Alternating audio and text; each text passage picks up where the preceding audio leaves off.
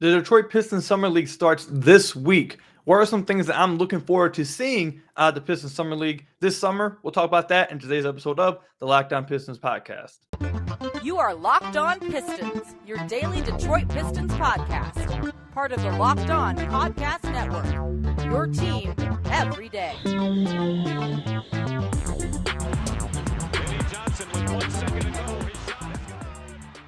What's the deal? Welcome back to another episode of the Locked On Pistons podcast. Per usual, I'm your host, Kuka Hill. You can find me over on Twitter at Kuka Hill. I want to thank you guys for making Locked On Pistons your first listen of every single day. We are free and available on all your podcast platforms. And if you have not already, head to the YouTube channel at Locked On Pistons. Hit that subscribe button. We're on our way to our new goal of 5,000 subscribers by the beginning of October. We're halfway there. I believe just about halfway there. So I'd really appreciate if you guys head over to the YouTube channel at Locked On Pistons. Hit that subscribe button. I'd really appreciate it. So just a little heads up, though, before we get started. I'm recording this the night of July 4th. So you guys you will hear some fireworks pop off in the background a little bit. I can't control that. My neighbors, I don't like fireworks at all. So I'm not happy about them doing the fireworks around my neighborhood either at all. So I'm sorry if you guys happen to hear some of those pop off in the background of this video. Or the podcast, whichever way you're listening to this episode. But anyways, the Pistons Summer League is starting this week on the 7th. I'm sure we're all excited. They're going to be going against the Portland Trail Blazers to start off, and I believe Luka Garza is on that roster now, the Summer League roster. So they just cut him last week or a week and a half ago, and we're going to be seeing him right back against the Pistons. That'll be interesting. But yeah, they start this week on the 7th. And I asked you guys on Twitter, what did you guys want to hear me talk about on tomorrow's episode, Tuesday's episode? And literally like 13, 15 responses from you guys all were about, tell us what you want to see from this G League or the Summer League. Tell us what you want to see from the Summer League. What are you looking forward to? Blah, blah, blah. So we're going to spend the majority of this episode, probably the first and second segment, talking about the Summer League. And then we'll transition to something else that's a little bit minor. But majority of this episode will just be talking about what I want to see from the Summer League. So the Pistons did release their roster already. They did this on the 30th of June. So 5 days ago when you guys listen to this, I'm going to go through the roster and then we'll talk about it. They got Jules Bernard, who is a rookie, Saddiq Bey, obviously, Buddy Boeheim, and Jimmy Boeheim. I don't know if I'm saying their last names correctly, but they're both Syracuse guys. It sounds like you guys know about them. Kay Cunningham, that's a shocker. Kyle Foster, Killian Hayes, Jaden Ivey, Braxton Key, Balsa Koprivica, Saban Lee, Isaiah Livers, Cameron McGusty, Charlie Moore, Isaiah Stewart, Anthony Tark, Justin Turner, and Stanley Umud. Now, there's a lot of takeaways to have from the roster. First, it's the fact that Kay Cunningham and Saddiq Bey are on that roster. Now, initially, do I believe that they'll be playing in the Summer League at all? My guess right now, a few days ahead of it, is no. I don't think that Cade or Saddiq will touch the floor at all. It doesn't make much sense for them to touch. I mean, I guess if they just want to view it as extra practice and the coaches want them to play and the players are down to play, I mean, I guess. But usually you definitely don't see a player caliber of Kay Cunningham playing his second Summer League. You don't see that happening ever. And Saddiq Bey, he's in his third season. You don't see third-year guys really play Summer League, especially when they are established as Saddiq Bey is. So I really would be surprised if Saddiq or Cade touch the floor. If they do, I pray they don't get, knock on wood, nothing, they don't get hurt or, anything like that, because it would really be a bummer and it would be for a waste, basically, because Summer League doesn't matter. But if they do suit up, I'm sure a lot of people will be excited to watch them, as I will. I'll be watching as well, so I'll be excited to watch them, but I just don't think there's any reason for them to be playing.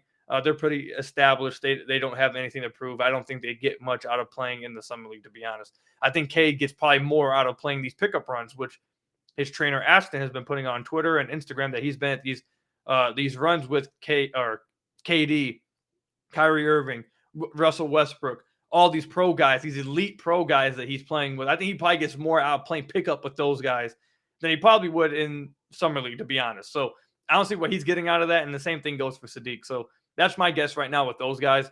Some other takeaways. Obviously, you guys did not hear me say Jalen Duren. His trade is not official yet with the New York Knicks.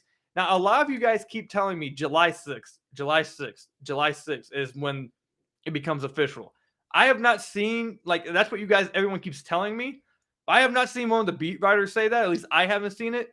So, and I haven't gotten any email or we haven't seen any Pistons PR, tweet that out at all. Like we haven't seen anything like that. I haven't seen it at least, but you guys must have seen it somewhere because a lot of you guys, like probably over 100, have already told me July 6th. So that will be one day before their summer league actually begins. That's why he's not on the roster right now. And if that date is true from what you guys are telling me, he will have one day to get ready for the summer league first game. I don't think he'd play in the first game, but I do think you'd see him after that in the rest of the games the Pistons play. That would be the second takeaway, but don't worry. Don't freak out. Don't think that he's not on the roster. Don't think that he's just not going – the trade may be, taken back or something. That's not going to happen. You got to wait for the trade to become official, and when it does, you'll see him out there. I'm going to take a guess he probably plays the second game of the summer league, but I don't think he'd be there for the first game. And then some other takeaways just from the roster itself. Obviously, you see Killian Hayes and Isaiah Stewart on this roster, joined with Isaiah Livers, Balsa Koprivica, Braxton Key, and Jaden Ivey. I think everyone expected Killian Hayes to be on the roster. I was expecting Killian Hayes to be on the roster. I'm expecting Killian to get some really good run out here. We've talked about this plenty, but Killian and Dwayne Casey and Troy Weaver all talked about at the end of the season that what they wanted Killian to get through is a lot of 5v5 reps, a lot of pickup, a lot of playing against great competition. In the offseason, they thought that would do a lot for him. So it doesn't shock me at all that he's here. It's kind of shocking they have him at 195. He's 100% not 195. That's just not true at all. But yeah, I expect Killian to play a lot of games. Same thing goes with Isaiah Stewart. Oh, and also Isaiah Livers. Isaiah Stewart, I expect Isaiah Stewart to at least get more reps than Saddiq Bey is going to get. Isaiah Stewart's kind of on that same tip as Saddiq Bey, to where they're already pretty, like, they're established as third-year guys. I don't really see why they're playing, even though I see a little bit more of a reason with Isaiah Stewart, which we'll talk about in the second segment. So I expect to see him get some decent reps here. But yeah, the Killian Hayes and Isaiah Stewart, it doesn't shock me that they're going to be playing on this roster. Isaiah Livers, the same thing. It doesn't shock me at all. This is his second season. He missed last season Summer League because of his foot injury that he suffered at Michigan. So it doesn't shock me to see Isaiah Livers on there. Saban Lee, same there. It doesn't shock me. He's still trying to prove some things.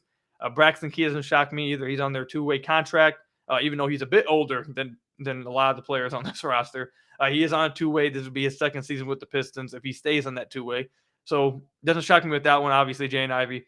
One of the guys I think a lot of you guys probably will be interested in watching, and I don't think he's really getting as much talk, and probably rightfully so. He's probably not much of anything. But also, Koprivica was the Pistons drafting staff player from a few years ago, and he's going to be playing in their summer league this year. So it's going to be interesting to see, is he any good? Does he dominate the competition against some lower skilled guys? Does he play well? Just get a good look at him, because no one really knew who the heck this guy was. He was drafted and he was stashed, like I said, and we haven't heard much about him since.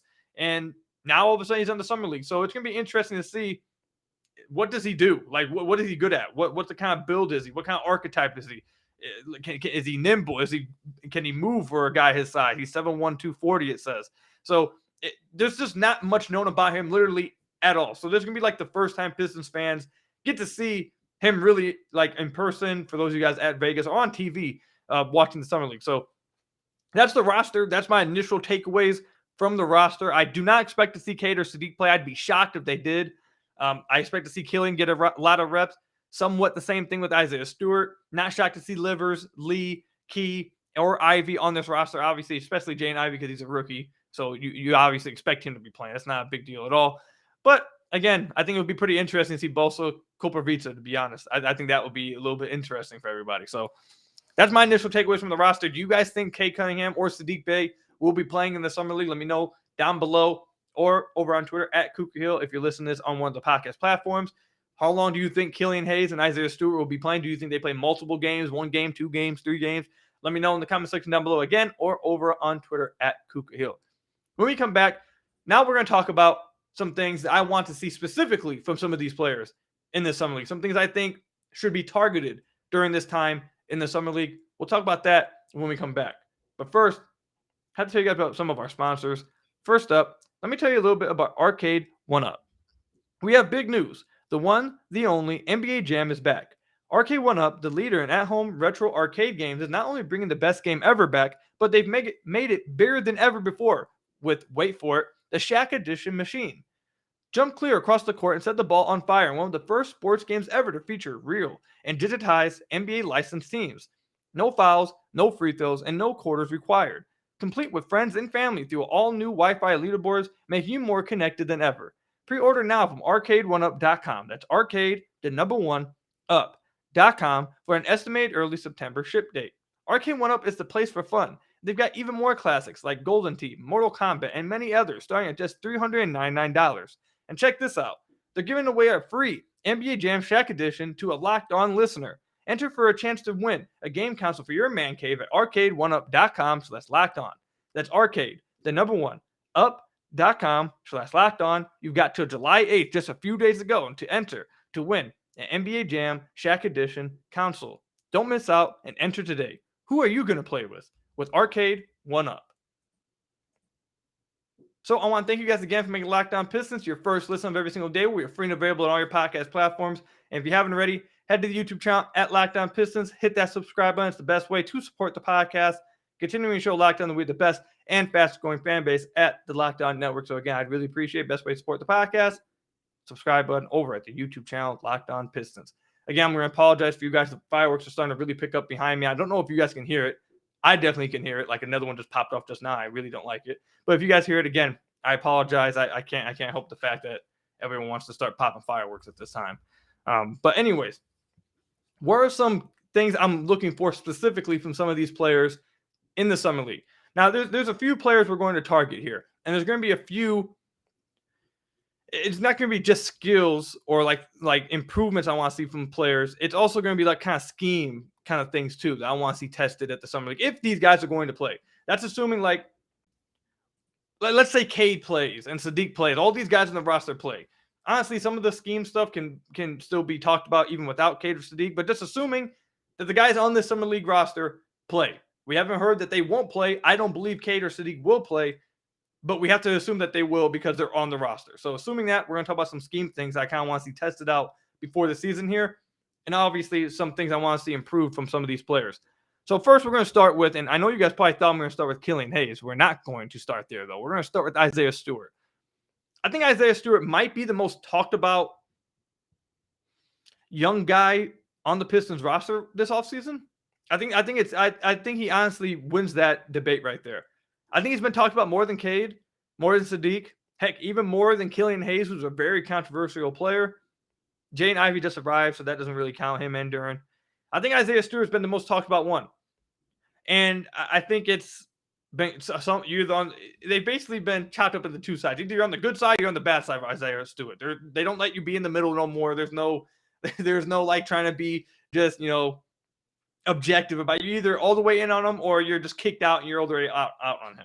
And I think it all started a few months ago, and it kind of picked up steam, especially after the draft in their press conference with the rookies, about Isaiah Stewart playing the four. It was kind of hinted at after the season by Dwayne Casey and Troy Weaver. It was hinted at again earlier in the offseason, and then they talked about it again at the press conference for the rookies they drafted, Jalen Duren and Jaden Ivey. They talked about how they think Isaiah Stewart can play with Jalen Duren in the upcoming regular season, maybe even moving forward. They talk about, or Troy Weaver, really, I don't want to say Dwayne Casey guy. I heard a lot of this from Weaver, but Weaver was talking a lot about how he believes in Isaiah Stewart's ability to shoot outside jump shots, how he believes that right there will enable him to be able to play the power forward position and be able to play two big lineups because he believes in his outside shooting.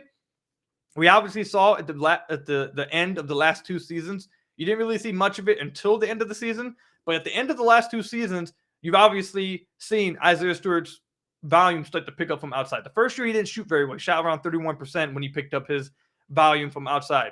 Then this past season, he was shooting around 60%, like the last 8 or 9 games from the season from deep, and he picked up his volume. Before then, he was barely attempting. This past season, he wasn't even attempting a three a game. Last season, he was barely doing it, or his rookie season, he was barely doing it. So we've seen him start to pick it up and try it more at the end of the season when it's more experimental times. And what's a more experimental time than Summer League?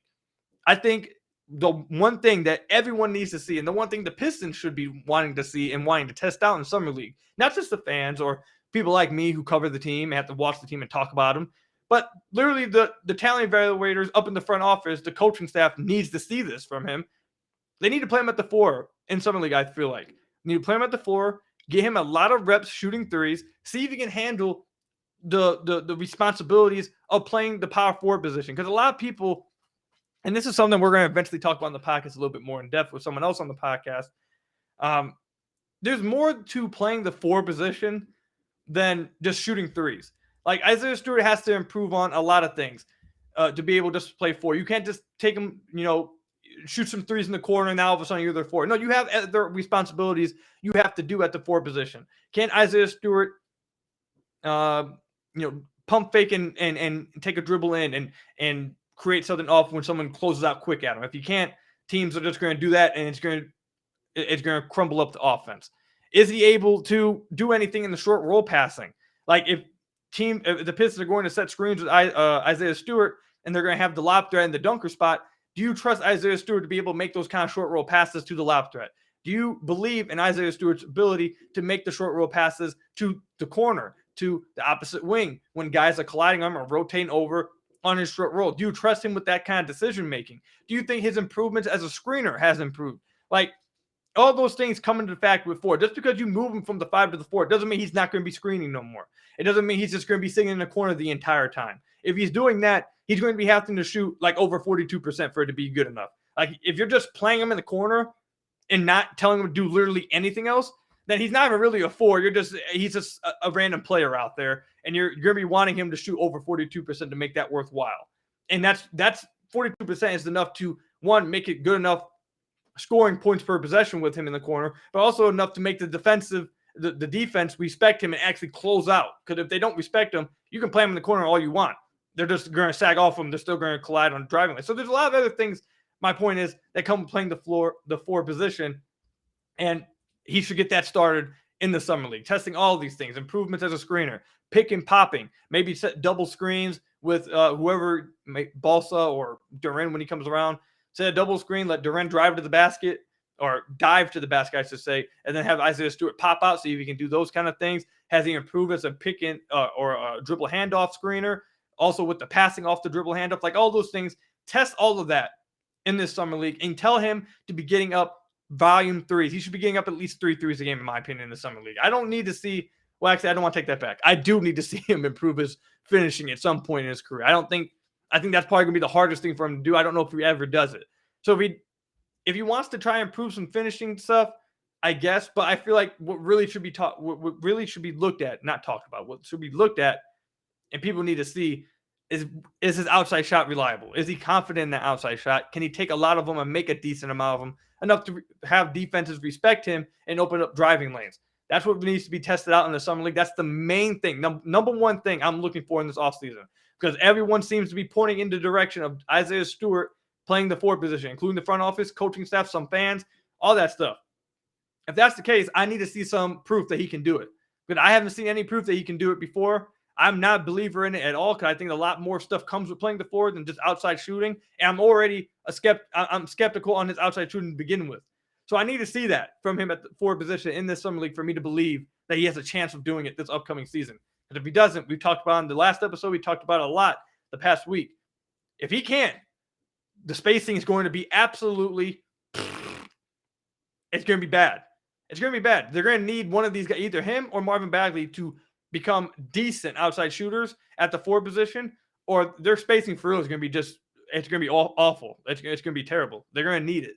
So, again, that's what the number one thing I'm looking forward to in the Summer League. Number 2, and again, fireworks starting to pick up a little bit more even now. Sorry if you guys hear that. I'm going to keep apologizing for that throughout the episode. Second thing I'm looking forward, Killian Hayes. We talked about this, I believe, a few weeks ago on the podcast, but I don't expect all of you guys to listen to every single episode, so you guys might have missed it. But I do not want to see Killian Hayes making the swing corner pass. I don't want to see Killian Hayes making the, coming off the pick and roll, guy tags down and he makes that skip corner pass. I don't want to see him drive and make the quick kick out to the wing. I don't want to see him doing all that stuff. I don't care about the passing, because I know he can pass. I know Killian's great with the ball in his hands when it comes to passing. I know he's a pretty good decision maker. I know he's really accurate with the ball. I know he wants to pass the ball. I know he can find open guys. I know he can do all of that. As a playmaker, I have zero questions about Killian Hayes. I don't think any of us do. All of us believe that Killian Hayes is a tremendous passer and incredibly smart passer. I don't think any of us question that about him. So we don't need to see that. And that's not what he should be focusing on, let alone in the Summer League or in the pickup runs that he's playing, whether he's at the Cade pickup runs with KD, Kyrie, and all of them, or if he's in the pickup runs down in Florida with his trainer, or if he's over in France playing pickup with his other trainer, or with some other dudes over in France. Like, I don't care. Wherever he's playing pickup at, wherever he's playing his 5v5, it should not be focused on passing. They literally should be showing up. They should have a person from the Pistons organization walking with Killian Hayes in every pickup run saying, I want to see you pass the ball less than 3 times this game. Anytime he touches the ball, pass the ball less than 3 times. Because, again, we don't need to see him pass. We know he can pass. So what we're going to be focusing on in the Summer League, I want to see Killian Hayes. And, again, I don't care if he shoots 41% from the field doing this. But what I want to see him shoot at least 12 times, 13 times, 14 times a game. Like, I want to see him get a lot of shots up. I want to see him get 3-4 threes up. I want to see him get to the basket over and over and over and continue to attack and attempt layups at the rim. Try draw fouls. Again, if he's missing these shots at the rim, I don't care. Keep going. Keep going at the rim. Show that you're confident in it and you're trying to draw fouls. Now, I don't know if he's going to draw a lot of fouls in the Summer League, because the Summer League is prison ball. Like, you can get away with a lot of stuff in Summer League. So I don't know if he's going to draw a lot of fouls. I think there will be a lot of times on drives when he gets to the rim that he'll probably get fouled, and we'll be able to say, yeah, in the NBA, that's probably going to be a foul. This is a good drive. But either way, I want to see him get to the rim over and over and over. I want to see him be aggressive to the rim. I want to see him continue to use his body at the rim. I want to see him use his frame, 6'5", long wingspan, probably around 215. I want to see him use his strength around the basket, bully guys around the basket, on the way to the basket. Again, I want to see him shoot a bunch of threes. Guys go under the screen, pick the dribble up and shoot the three. I want to see him focus on scoring the basketball. That's it. Like, again, if he makes the corner skip passes, it's shocking to none of us because we know he can do it. If he's making great kickouts, we know he can do that. It's not going to shock any of us. The only pass that I will give a pass to, I guess, is if he's giving lobs or throwing lobs to Durant. And they're just like, when he eventually shows up in the Summer League and they're just dominating teams with this pick and roll and he's just throwing lobs for days. Now that I'll accept, because I've been saying that he needs a pick and or a lob threat for years. For how long has Killian been with the Pistons? 3 years now? 2 years now? I've been saying it for a while that he needs a lob threat. If he does that, I'll give him a pass with that one. But outside of that, I want to see Killian Hayes shoot the basketball. That's all I want to see. Score the basketball. Shoot the basketball. Get to the rim. Be physical. Get threes up. Take some runners. All those things. Show more creativity. Show that creative, aggressive, cocky ball handle that he showed us over the last month and a half, and that he shows us every few games before then. I want to see that cockiness. Killian has a cockiness to his play. He just, like, his handle and stuff, he has a cockiness to it. It just barely ever comes out. I want to see that every single play. So Killian Hayes and Isaiah Stewart, you guys are on my list of people. You're at the very top of my list. There's a big drop-off between everybody else. Isaiah Stewart and Killian Hayes, you guys are the ones I want to see stuff from in this Summer League. I want to see it, and I think we need to see it, more importantly. Whether it's like, again, even with Isaiah Stewart and even with Killian Hayes, whether you're making or missing, yes, it matters, but more so I want to see the confidence. I want to see you knowing that this is what I have to work on. I want to see you going through the motion and making the right decisions in this area. That's what I want to see. I want to see the aggressiveness stay there. We'll see how it goes in the Summer League. I'm gonna take back a little bit what I said just now. Making and missing does matter. It does. Let me say that. I take that back. If you shoot a low percentage, okay. Obviously, we'd like to see you make them though. But you guys get what I'm saying. But that's what I'm looking forward to in the Summer League. Let me know what you guys are looking forward to. Is there someone else? Obviously, Jaden Ivey. I didn't include Jaden Ivey because he's a rookie. Yeah, of course. Like, of course, we're looking forward to seeing him. That's the easy answer. That's the boring answer I could have given you guys. Like, everyone's looking forward to Jaden Ivey. But instead, I'm on a different route. A route I thought was a little bit more important and more, schematic to the season. Schematic more with Isaiah Stewart and personal improvement with Killian Hayes. So let me know what you guys are looking forward to in the comment section down below or over on Twitter at Kuka Hill. We'll continue this talk when we come back. But first, I have to tell you guys about one of our sponsors, you guys' favorite sponsor, Built Bar. For the people who invented healthy and tasty comes the latest gift to your taste buds. You've probably tried the amazing coconut brownie chunk Built Bar, but guess what? Your friends at Built Bar have given a coconut brownie chunk bar the Puffs treatment. That's right, the coconut brownie chunk Built Bar flavor you love in a delicious, chewy marshmallow covered in 100% real chocolate. It's like a fluffy cloud of coconut brownie goodness. But stop drooling and listen. They're good for you too. They're low in calories, low in sugar, high in protein, and really delicious. Coconut brownie chunk puffs are only here for a limited time. So go to built.com to make sure you don't miss out. They're going to go out fast because they taste absolutely amazing. And make sure you're going to built.com anyways and constantly checking out their limited time flavors. It feels like every other day, every other week, they're coming out with a brand new flavor. And they have regular flavors that are always there. You know, the raspberry, the strawberry, my favorite, the peanut butter, the flavor, all kinds of stuff over there. So make sure you're checking out built.com all the time. The best part about Built Puffs is, of course, that they taste amazing, but you can also enjoy them guilt-free because they are actually good for you. They are the perfect treat, perfect when you've got a craving and need to satisfy a sweet tooth, or if you need a quick, healthy snack. They're an excellent source of protein. Delicious coconut, rich, sweet brownie, creamy marshmallow. Stop fantasizing about it. Get to Built.com to order your box of coconut brownie chunk Built Puffs right now. So again, go to Built.com, use promo code LOCK15, and you'll get 15% off your order. Again, that's Built.com, use promo code LOCK15, and get 15% off your order. Built Bar, the best tasting protein bar ever. So I want to thank you guys again for making Locked On Pistons your first listen of every single day. We are free and available on all your podcast platforms. And if you haven't already, head to the YouTube channel at Locked On Pistons. Hit that subscribe button. It's the best way to support the podcast. I'd really appreciate it on our road to 5,000 subscribers. Continuing to show Locked On, we're the best and fastest growing fan base at the Locked On Network. I hope you guys enjoyed your 4th of July, by the way. We didn't have an episode on the 4th of July because the day before was me and my fiance's anniversary. We spent the whole day together celebrating with me, family, friends. We did a big thing. Been 9 years, man, 9 years. Oof. Getting married in a few months. So yeah, that's why I didn't record, and we didn't have a 4th of July episode. And also, it's 4th of July. I don't think everyone was really. I think everybody was probably at home, got the day off. If you didn't, I'm sorry for you. I hope you guys enjoyed your 4th of July. So, anyways, though, I'm going to talk about some things that you guys actually tweeted at me. Yeah, like I said earlier in the podcast, I tweeted out and said, what do you guys want me to talk about in today's episode? And almost all of the answers were Summer League. Tell us what you want from Summer League. What are you looking forward to from Summer League? All that kind of stuff. But there were a few other questions that I kind of want to answer because I thought they were interesting. I wouldn't have answered them on the podcast, obviously, for just one person if I didn't find them interesting. And a few of these we've actually talked about before in the podcast, but I want to kind of bring them back up. I'm sure now all of you guys have heard this. One of them actually is more NBA centric. And I want to hit on that one quickly. One of you guys asked me, do I think that the NBA should consider expanding the league to 32, 34 teams? And we talked about this on the podcast I think a few months ago. One of you guys asked me this on one of the mailbags. And I said, yeah, I think absolutely. The league's getting really deep. The league has a lot of talent. I think they have more talent than ever before. I think a lot of people agree with that. A lot of teams are extremely deep. I think you really could expand to 32, 34 teams and even out the talent across the league. I think it would do a great job of doing that. Like I said, evening out the talent.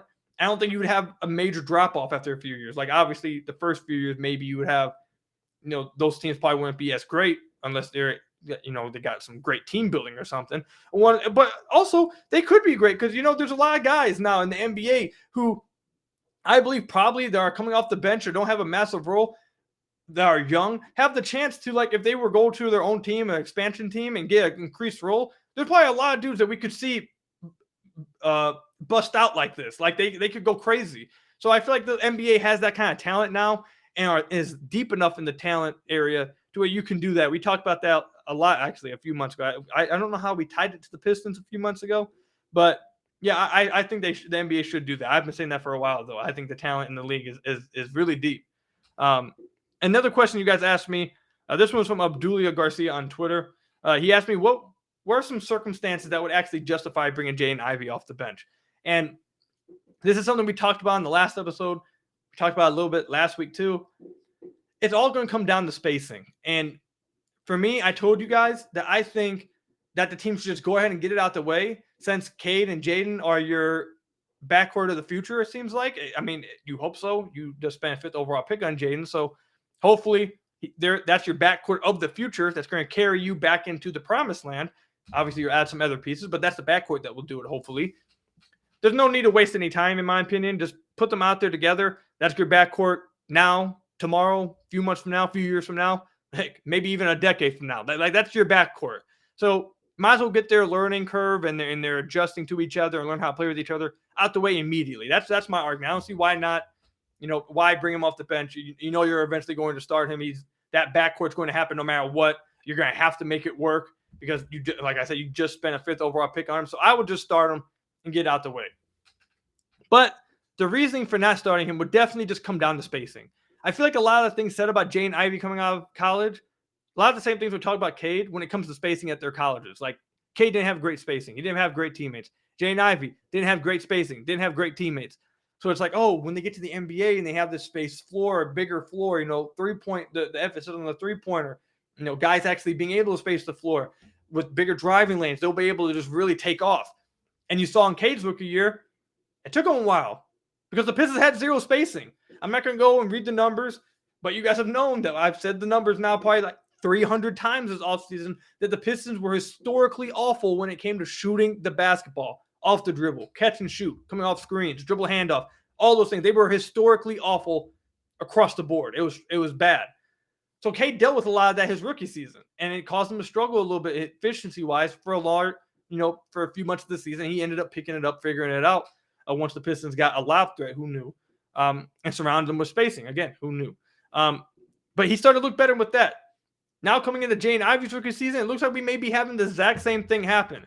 Because like we said in the first segment or the second segment, if Isaiah Stewart or Marvin Bagley does not massively improve as a floor spacer, it looks like one of those guys will be playing the 4 for the Pistons. Unless they get creative and try to play Sadiq at the 4, Isaiah Livers at the 3 with Cade and Jaden Ivey to give them as much spacing as possible, and then start a pick and roll big at 5, whether that be Duren or Nerlens Noel. I really don't see this happening, by the way. I just want to make that clear to you guys. This is not a prediction.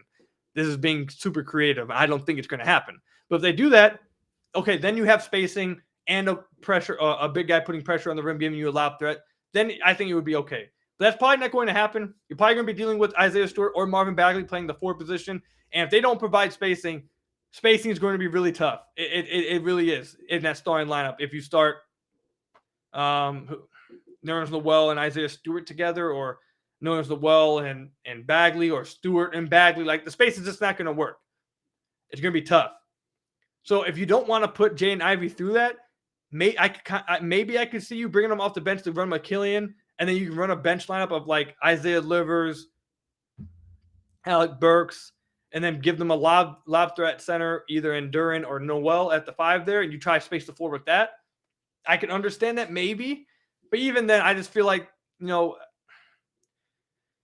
just start the backcourt and then try to be creative with your substitutions to try like stagger guys, get them more spacing. I know creativity isn't like a major sticking point with this coaching staff, but I think they don't really. Not only do I don't think they really have a choice, like they also haven't been given a great hand. So I'm not going to kill them as much for it this year because I don't think they've been given a great hand as of right now with the roster. But that's the only way I could possibly see it. Jaden Ivey coming off the bench if they're just like, listen, dude, we're not going to have space in the starting lineup. Even if we start them together, they're just not going to be able to do anything together. Jaden Ivey's not going to have any driving lanes. It's really going to cause him to struggle. It may make him lose confidence. He may stop believing in himself. It may hurt him more than it help him playing with Cade. Maybe we should just bring him off the bench until the trade deadline, or around then when we eventually trade one of these guys for a floor spacer like we did last year. We eventually traded for a lob threat. Maybe now they wait till the deadline around February to trade for a floor spacer. Then they want to put him in the starting lineup, something like that. Maybe I could see it. But even then, I think they'll just go ahead and start Jaden Ivey and get the development and the cohesiveness with him and Cade Cunningham started right out the gate. But that's all I've got for you guys, man. Let me know what you guys think about that in the comment section down below, or over on Twitter at Kuka Hill if you're listening to one of the podcast platforms. I want to thank you guys for making Locked On Pistons your first listen of every single day. We are free and available on all your podcast platforms. And if you haven't already, head to the YouTube channel at Locked On Pistons. Hit that subscribe button. It's the best way to support the podcast. On our way to 5,000 subscribers. I want to take this chance at the end of the podcast to let you guys know I seriously am blown away with the amount of support that you guys have shown me in the podcast. Like, I've said this probably like 4 or 5 times over the past 2 weeks, but it just keeps getting bigger and bigger and bigger. We've had the best day in the Locked On Pistons history. We've had the best episode Locked On Pistons history. We had the best week in Locked On Pistons. Like, we showed up on the top 150 sports podcast on Apple Podcasts. across everywhere, all sports podcasts. We peaked up at, I believe it was 143. I believe we were at first time ever for Locked On Pistons. We're growing, man. We're getting out there. You guys are showing me amazing support. I'm gonna continue to give you guys all this content, continue to grind for you guys. I'm gonna continue to put out some stuff for you guys, but I really appreciate all the support you guys are showing me, man. I can't believe that I saw Locked On Pistons in the top 150, man. That's all credit to you guys for supporting and listening. Really appreciate you guys. And again, best way to support the podcast, if you guys want to try and knock it out the park again, 5,000 subscribers over the YouTube channel. We're at 3,385 right now. I'd really appreciate it. But again, I just wanted to thank you guys again for supporting the podcast, man. You guys are amazing. I really appreciate all of y'all. So until the next time, man, I'll see you guys in the next podcast. Stay safe out there. I hope you guys enjoyed your 4th of July. But until next time, I'll see you later. Peace out, everybody.